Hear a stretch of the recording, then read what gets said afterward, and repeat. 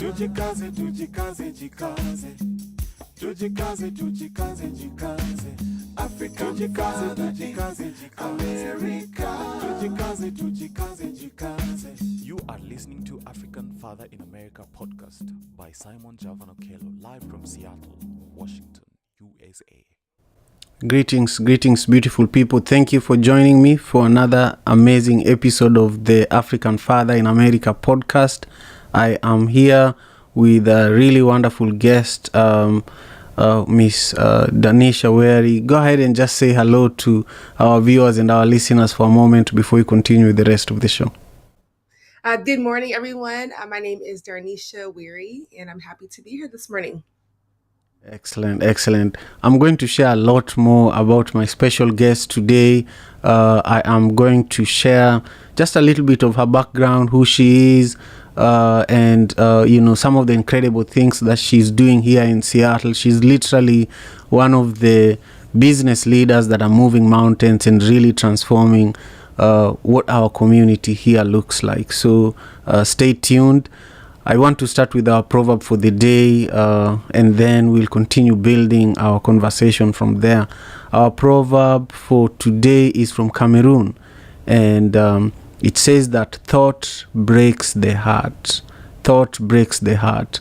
I want you to take a minute and share with me in the comments what this proverb means to you. I know that some of you are joining us on LinkedIn, some of you are on Facebook, X, formerly Twitter, some are on on YouTube and also TikTok, so I just thank you all. No matter where you are, take a minute, engage with today's conversation, share your thoughts in the comments, and also share the link to this conversation with your own community. So I shared the proverb, and I want to follow it with 3 nuggets of wisdom, and then I am going to invite our special guest to also speak about this proverb just for a moment. So the first nugget of wisdom related to our proverb today says that be mindful of your thoughts. Pay attention to the thoughts that are running through your mind, because if they are positive or negative, they will help or they will hurt you. So it's your choice. Whatever you are allowing to run through your mind, to build a home in your mind every single day is really what makes you who you are, so be mindful about that. Number 2, challenge your negative thoughts. If all that you're dealing with is negativity, you can take action even without anybody else knowing and do something about it. Ask yourself if there is any evidence to support your negative thoughts, and also, are you seeing things from a balanced perspective? Ask yourself questions, challenge yourself, and then number 3, this is our last nugget of wisdom. Focus on the present moment. You might be worrying about the past, you might be worrying about the future, but just the fact that you're alive, you're not in the ICU, you're not in Gaza Strip, it's really, really important that when your mind wanders to the past or the future, gently bring it back, to the present moment, and take a few deep breaths, and focus on your surroundings, because sometimes that's all you have, and that's okay, So I want to slow down and invite Danisha Wary. For those who are meeting Danisha for the first time, she's a business owner, she's a CEO, she's a podcast host. She helps a lot of business people as well with their grants, and she will share with you the incredible work that she's doing with Black Coffee Northwest. And for now, Danisha, I just want you to take a stab at this proverb.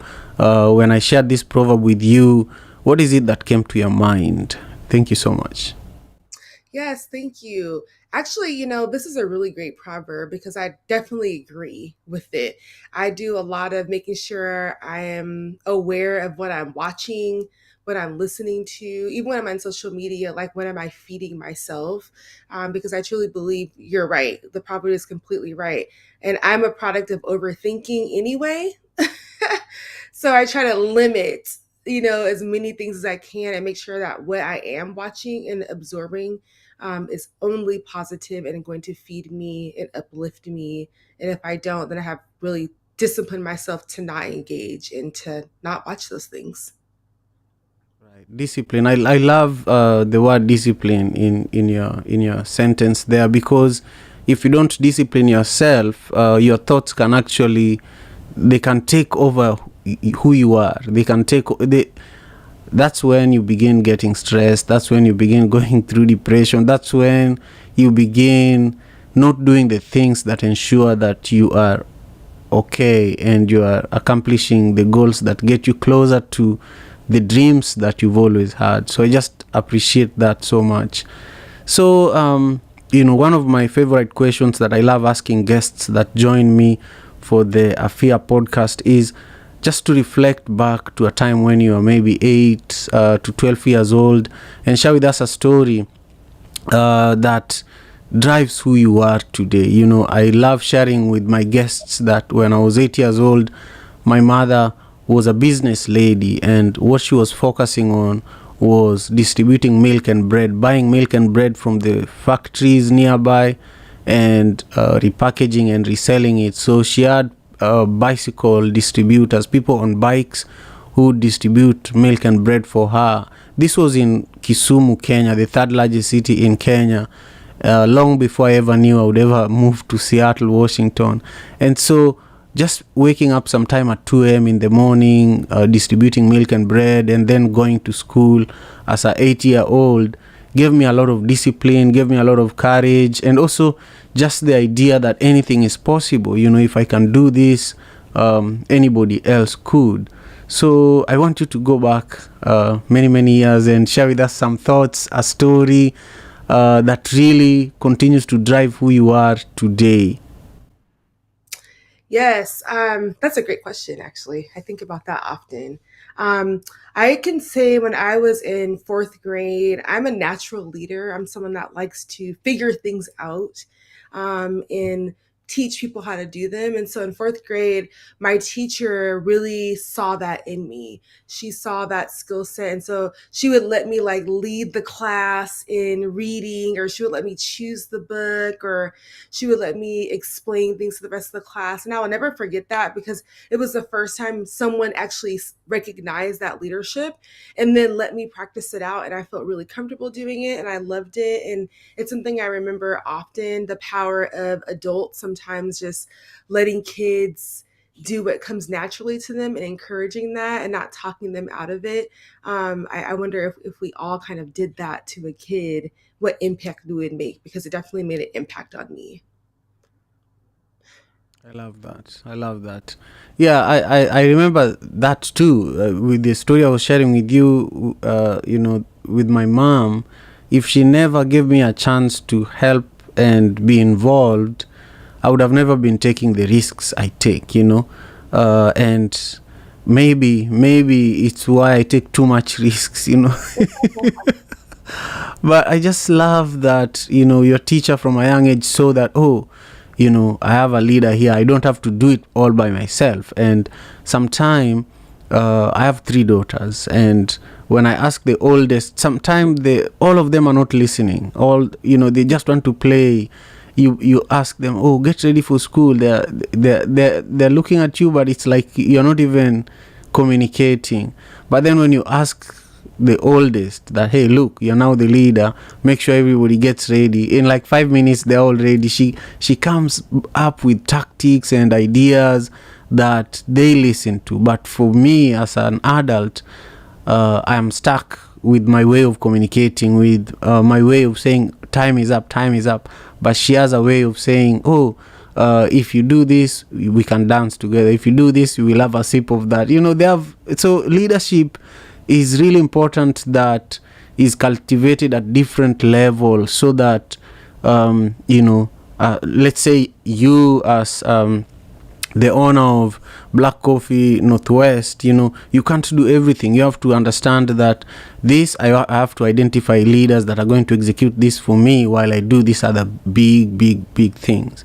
And I feel that actually brings us to our next question, where I want you to just share with us a little more. A lot of people know you as, the founder of Black Coffee Northwest. I think that's also how we originally connected at the Seattle Metropolitan Chamber of Commerce when we were visiting with the Rwandan delegation that were visiting Seattle. And I really, really feel inspired by the work you do. I'm really excited by the growth of your company. But I want you to take us back. Why is this important to you? How did it start? Where are things? And also, what does success look like for you? Like, ultimately, where would you like to see Black Coffee Northwest go, so that, one day when you're not even involved, you're like, I did it. Well, thank you for that question. So my company, we actually started 20 years ago. We started with community work with a youth program. And so I am born and raised in Seattle. I stayed here my whole life. Although I always try to leave, I was like, I'm going to move and try somewhere else. I ended up just staying here and getting married and having our kids. And my husband and I, we've been married for 25 years. And our very first date was actually at a coffee shop. Ironically, that was our very first date, and that was the first thing that we actually both liked and connected on. And we're not like just regular coffee drinkers. Like, we're coffee snobs. We love coffee. And everywhere we would travel, we would always travel to different coffee shops, like mom and pop, small Black owned coffee shops, and support, try their coffee, learn about where their beans come from, learn the stories of the farmers, learn about the process. We were just so intrigued and interested in that, and always said one day we're going to have our own coffee shop. It was like a dream. We're like, when the kids leave the house, because we both worked, when our kids both go to college, we're going to actually live our dream and do our coffee shop. But the first thing that we did was actually started a nonprofit youth program for young kids in Seattle. We did a step team, a drill team. So performance arts program was our first nonprofit, and we still operate that today. And we opened our coffee shop in 2020. So right in the middle of a pandemic, when everything was shut down, right in the middle of a racial uprising, when our country was very much divided, there was a lot going on. We felt that that was the time for something new. We felt that that was the time to actually create something where everyone could come together, and that we could have hard conversations, and that we could support each other, and that our Black community could have a place to come and feel safe and seen and heard and celebrated. And we just decided to do it. And we put a lot of thought and plan into it. This wasn't just something that we just thought up one day and was like, let's just do it. We've been planning for this and creating the blueprint for this company for about 20 years, honestly, as we were working our working our 9-to-5 jobs. In 2020 presented the opportunity, and we went ahead and took it, and we grew rapidly. We grew quickly. It wasn't easy. Before we opened our company, there was an attempted arson at our space. Someone tried to burn it down. We had racist words written in our building. We had a lot of pushback, but we just kept going because we're strong. We're a strong people. We're a resilient people. And we just kept pushing, and I'm so happy that we did. So our coffee company will be opening 3 locations in this year. Well, our next one will open next year. We opened 2 this year, and 1 in 2024, which is at 23rd and Jackson in the Central District.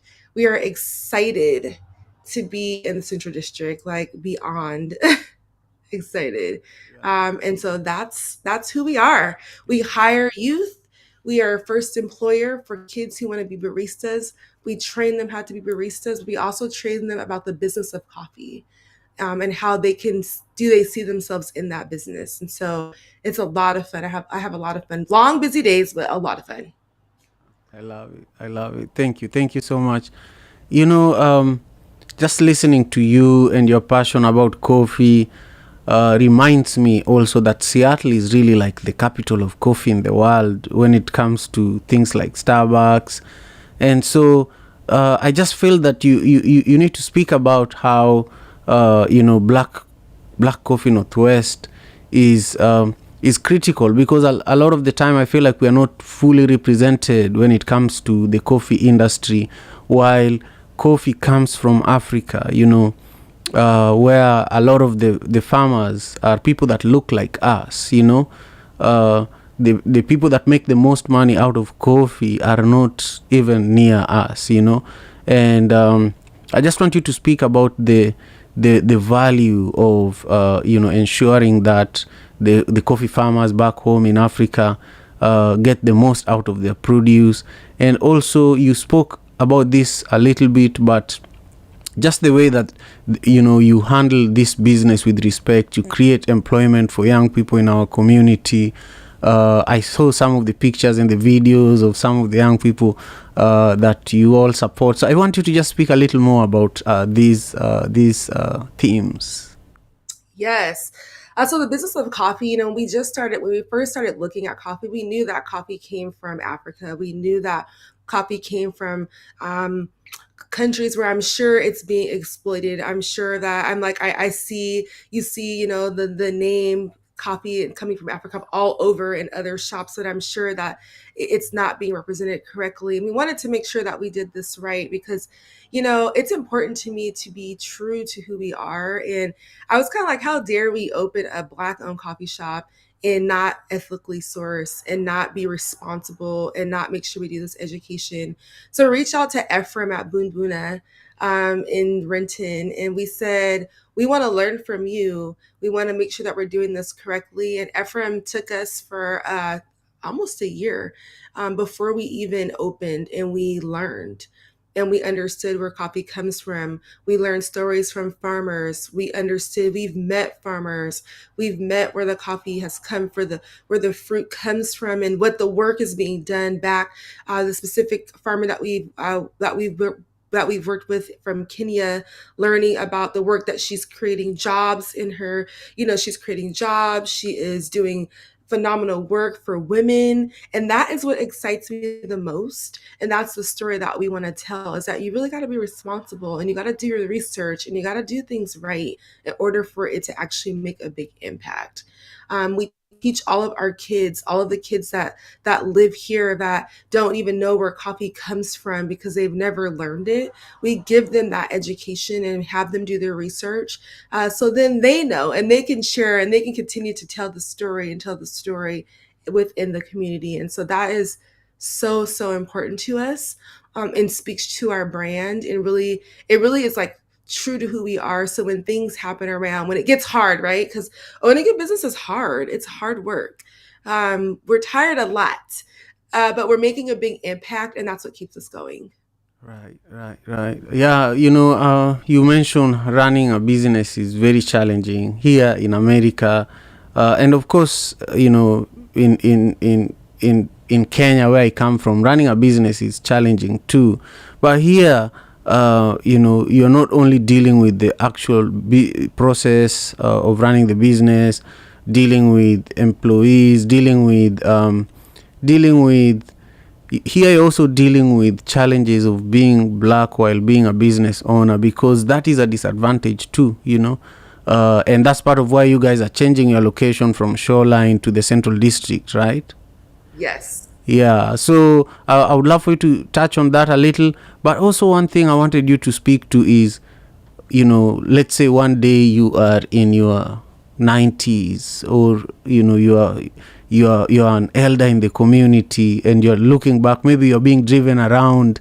Would you like to see Black Coffee Northwest as many as Starbucks, or what's your ultimate success story? Like, what's your ultimate vision? Where would you like to see Black Coffee Northwest go? But also just speak to this unique challenge that a lot of Black business owners face, that is very unique, and many people need to not only show up to support Black businesses here in the US, and particularly in the Pacific Northwest, but I feel like my brothers and sisters back home need to be aware that there is another added layer to running a business here, and it's just important for informational purposes as well. Yes, thank you. So when we opened our business, our first location was in an area where it's 6% Black people. And so there's not very many Black people around. There's not many people that look like us in the neighborhood, in the community. We named our company Black Coffee. Everyone's like, oh, that's really cute. That's a great name. And then they started to see pictures of us and saw that we were Black people. And then that's when people started to question. And they were like, you can't name your company that. Like, that's racist. Why would you do that? The questions were like, can white people come there? And people were just being adults were starting to act very childish, I would say, and very, we're just like, come on, it's at the end of the day, it's coffee. Everyone loves coffee. It's coffee. And so that's how we knew that our skin color was coming into play. Before we even opened our business, someone tried to burn our business down. They threw a Molotov cocktail, a firebomb at our business. We pulled up to multiple broken windows every day. We came to the N word written on our building, swastikas and racist symbols, being told to leave the community, being told that we're not welcome. And this is in 2020. 2021, when we think that we're so far ahead and this thing's not happening, those things are still happening. And we hire youth. Our staff is 16 years old. So if you can imagine being a 16-year-old showing up to work and the N-word is written all over your job, or the police are all over it because there was a threat made that they were going to acts of violence. It was becoming very scary for our youth, and for our employees and for our family. Our daughter is 20 years old. Our son is 23. They were faced with threats as well. Leave our community. And that's because our business is not just a coffee shop. We do voter registration drives. We do community action meetings. We do call to action. We're a gathering space for Black leaders to come. In the civil rights movement, there were these spaces and places where people would come and gather and have conversation and uplift the community. And that was just a threat to the white people around us. They did not like that. We were told there were too many Black people in our space. And we just decided to, there comes a time where you can decide to just move and leave. And so we decided to move our business for safety reasons, and also to show that we're strong and resilient and we can move on to bigger and better. That's exactly what we're doing. Yeah. I love that. I love that. Number one, you never give up. Number two, you never let the threats and again, this is exactly what today's proverb is speaking about. That the thoughts that you cultivate in your mind determine your future, determine who you become. And no matter what you are seeing and people are saying, they only brought the fighting spirit in you. They only brought, they actually fueled you to continue being successful. And now you're literally working on 3 different locations. For those viewers who are in the Pacific Northwest and they could come and become your customers, talk to them, tell them where the locations are. And also, I'm sure we have people who are watching and they would love to support. Share with them how they can show up for you in this moment. Yeah, so we're really excited. Right now, we have a coffee shop located at North Seattle College, so on a college campus, where we hire young baristas again, give them employment opportunities, and serve great coffee on the campus. We'll be opening soon at Shoreline Community College as well, at the end of this year. And on Black History Month, we haven't even spoke about this publicly, the actual date yet, so you're hearing it first. Black History Month is when we'll be opening at 23rd and Jackson. That space used to be a Starbucks. That community was a Black community that I grew up in this area. Gentrification pushed all of the Black people and the Black businesses out, and we are coming back strong. We're occupying an old Starbucks that was there. We're completely remodeling the space. It's going to be brand new, very, very welcoming, very upscale. We are hiring Black contractors. We're hiring from our community to build the space out. And it's going to be beautiful, and I'm excited.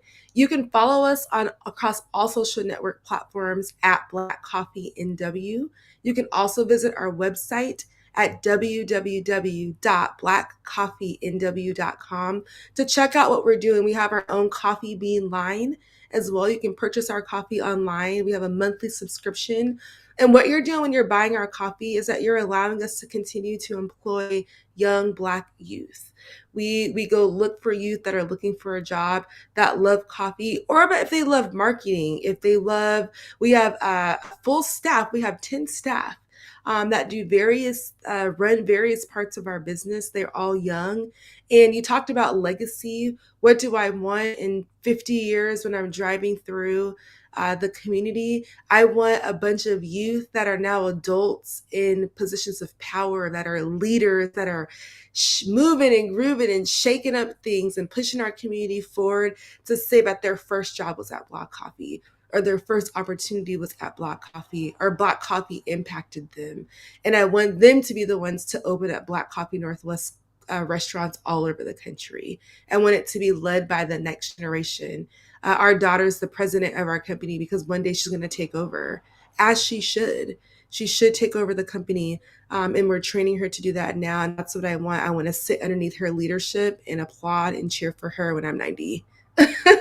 And I want to be chilling somewhere on a beach. I love that. I love that, with a nice cup of coffee. I love that. I love that. Thank you. I'm very, very inspired. Hey, Danisha, is there something I didn't ask you that you want to make sure you mention or you cover during our time together, just before we wrap up, please? Yeah, I would just say that, it's a pleasure. I work with my husband. We've been married for 25 years. And a lot of people are like, husband and wife working together. We have such a great time. And it just speaks again to, I love our community. I love our people. And I love that we work together. And my favorite thing about Black Coffee is that we get to work with other Black businesses. It's my favorite thing, is that we get to grow and we get to push each other and support each other. And I want to see that more and more and more and more and more, because we can work together and have fun doing it, and we can all win. We can all be successful together, and that's my favorite thing. I love that. I love that. Well, thank you. Thank you so much for making the time. If you're just joining us, my special guest has been Danisha Wary, who is an incredible business leader and, a community leader as well, who has shared with us her incredible, story growing up here in the Pacific Northwest, and for the last 20 years, she's been developing this idea of Black Coffee Northwest. And eventually, since the pandemic, right before the pandemic, she has been building it. And now she's just about to launch one of her biggest, coffee shops in the Central District of Seattle in February of next year during Black History Month. So she shared how you should connect with her. And I would love for you to make sure you show up for her and support her. And if you haven't subscribed to my YouTube channel, please make sure you do that. Now is a good time. And for those who have joined me on TikTok, thank you so much. Make sure you follow me over there. By the way, Danisha, are you on TikTok as well? We have a TikTok audience that could follow you there as well. I am. We're on TikTok at Black Coffee NW1. And then I'm on TikTok as Miss Wary, MRSWEARY. Excellent. Thank you again for making the time. Have a wonderful day ahead, and I'm hoping that I can come and enjoy some of your coffee one of these days. Thank you again, and take great care of yourself. And thank you to all of you for joining us for today's episode of the Afia podcast. Yes, thank you. Excellent. African father in America. Tujikaze, jikaze. Africa, tujikaze, America. Tujikaze. You are listening to African Father in America podcast by Simon Javan Okello, live from Seattle, Washington.